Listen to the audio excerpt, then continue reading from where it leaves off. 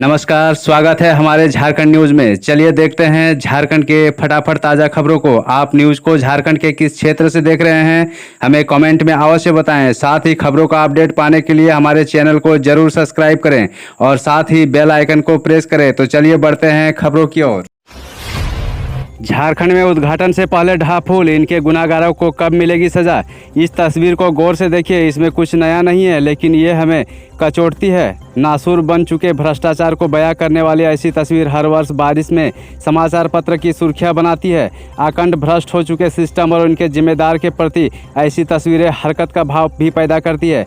बावजूद इसके धरातल पर बहुत कुछ नहीं बदलता है। हम कुछ दिनों जिम्मेदार को कोसते हैं और फिर अपने में मग्न हो जाते हैं, तब तक जब तक कोई ऐसा ही बकाया दोबारा सुर्खियों पर नहीं आता है। झारखंड में 20 सितंबर से खुल रहे हैं 6 से 8वीं तक के स्कूल, नहीं होगी ऑफलाइन परीक्षा व टेस्ट।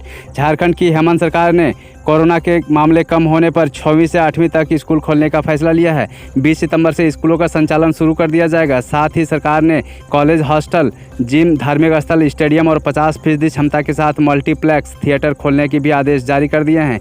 इस दौरान कोविड प्रोटोकॉल का भी सख्ती से पालन होगा। बता दें कि प्रदेश में 17 महीने बाद इस वर्ग के लिए स्कूलों का संचालन शुरू होने जा रहा है। सरकार इससे पहले 9वीं से लेकर 12वीं तक के स्कूलों को शुरू किया था। लोहरदगा में भक्तिभाव के साथ मनाई गई भगवान विश्वकर्मा की पूजा। लोहरदगा जिले में शुक्रवार को भक्तिभाव के साथ भगवान विश्वकर्मा की पूजा अर्चना की गई। शहर क्षेत्र के से लेकर ग्रामीण क्षेत्रों तक के स्थानों पर प्रतिमा स्थापित कर भगवान विश्वकर्मा की पूजा की गई। लोहरदगा जिले के प्रखंड स्थित कमला देवी राइस मिल के अलावा विभिन्न स्थानों पर प्रतिष्ठानों, घरों में भी भगवान की पूजा अर्चना हुई। विश्वकर्मा पूजा को लेकर पिछले कई दिनों से तैयारियां चल रही थी। लोग अपने कल कारखाने, फैक्ट्री, प्रतिष्ठान और घरों की साफ सफाई में जुटे हुए थे। खेतों में आने लगी धान की बालियां, किसानों में हर्ष। निरसा प्रखंड में इस वर्ष धान की अच्छी फसल होने का अनुमान है। उत्तर फाल्गुनी नक्षत्र में खेतों में लगे धान में बालियां आने लगी है। इससे किसानों में हर्ष व्याप्त है। दरअसल इस वर्ष मानसून ने अच्छी किसानों को भरपूर साथ दिया है। इससे किसानों की उम्मीद है कि इस वर्ष अनुमान से ज़्यादा घरों में फसल आएगी। एक अनुमान के अनुसार निरसा प्रखंड के किसानों ने 3000 हेक्टेयर में धान की फसल लगाई है। समय पर धान का बीज मिल जाने से भी लोगों में काफ़ी हर्ष है। बारिश से बचने को बरगद पेड़ के नीचे खड़े थे 9 लोग। वज्रपात से 2 की मौत व 7 घायल।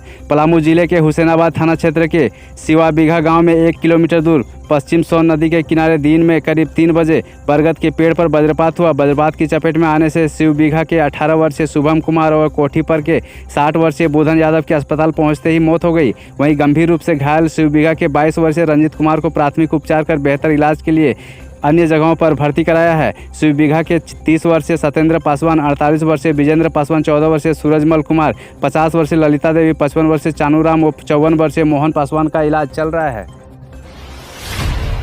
बिहार पंचायत चुनाव को लेकर पलामू में बैठक। झारखंड सीमा पर नक्सलियों के खिलाफ चलेगा बड़ा अभियान। बिहार में पंचायत चुनाव को लेकर झारखंड में सरगर्मी बढ़ गई है।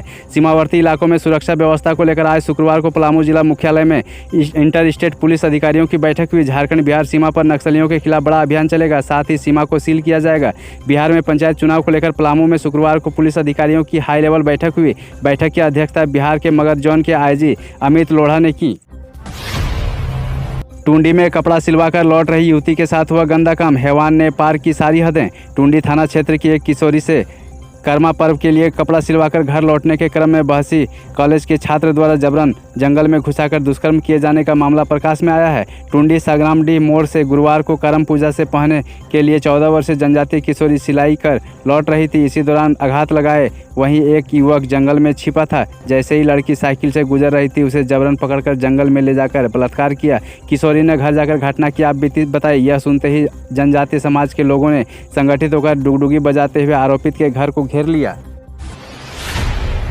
झारखंड कभी था नक्सली गढ़, अब पन्नों के लिए देश भर में होगा फेमस। मुख्यमंत्री हेमंत सोरेन के निर्देश पर पूर्वी सिंहभूम के घाटशिला स्थित पन्ना माइंस की G4 अंतर्गत नीलामी की प्रक्रिया को स्वीकृति मिल चुकी है। राज्य सरकार अगले 2 महीने के अंदर घाटशिला स्थित पन्ना माइंस की नीलामी की प्रक्रिया पूरी करेगी। इससे जल्द से जल्द यहां खनन प्रारंभ हो सकेगा। साथ ही नक्सल प्रभावित इलाका गुंडा बांध के ग्रामीणों को रोजगार मिलेगा। घाटशिला अनुमंडल में होने वाले गुंडा बांध सभी नक्सली प्रभावित इलाका था, लेकिन अब पन्ना खदान के लिए जाना जाएगा। झारखंड पीएम मोदी के जन्मदिन पर बीजेपी ने शुरू किया सेवा सप्ताह। 20 दिन तक चलेगा अभियान। प्रधानमंत्री नरेंद्र मोदी के 71वें जन्मदिन पर रांची स्थित झारखंड बीजेपी ऑफिस में सेवा सप्ताह की शुरुआत की गई है। इस दौरान पार्टी नेता व कार्यकर्ताओं ने धूमधाम से पीएम मोदी का जन्मदिन मनाया। बता दें कि पीएम मोदी के जन्मदिन के मौके पर बीजेपी ने 20 दिन से राष्ट्रव्यापी अभियान की योजना बनाई है। यह 17 सितंबर से शुरू होकर 7 अक्टूबर तक चलेगा। यह अभियान की सेवा और समर्पण भावना से चलेगा। क्रिकेट में धनबाद की बेटियों का जलवा, जिले की 3 लड़कियों का झारखंड अंडर 19 में सिलेक्शन। धनबाद की बेटियां क्रिकेट में आगे बढ़ चढ़कर अपना करतब दिखा रही है। यही वजह है कि धनबाद जिले के सुदूर गांव में रहने वाली 3 बेटियां पुष्पा, लक्ष्मी और उर्मिला ने झारखंड अंडर 19 टीम में जगह बना लिया है। इन तीनों बेटियों ने स्टेट टीम में सिलेक्शन होने से पूरे जिले का नाम रोशन हुआ है। इस उपलब्धि से तीनों के घर वाले अपनी बेटी पर गर्व महसूस कर रहे हैं।